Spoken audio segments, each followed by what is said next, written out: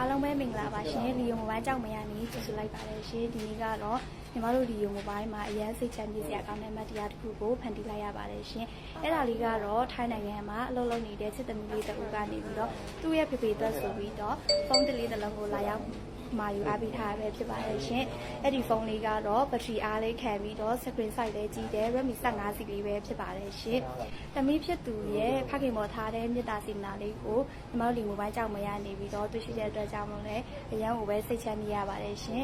အရေးတွေးကောင်းပြီးစိတ်ချရတဲ့ဖုန်းတစ်လေးတွေကိုလာရောက်ဝယ်ယူအားပေးခြင်းနဲ့ဆိုရင်တော့ညီမတို့လီယိုမိုဘိုင်းကြောင့်မဲကိုလာခဲ့ဖို့အတွက်ဖိတ်ခေါ်လိုက်ရပါတယ်ရှင်အားလုံးကိုကျေးဇူးတင်ပါတယ်ရှင် Unboxing time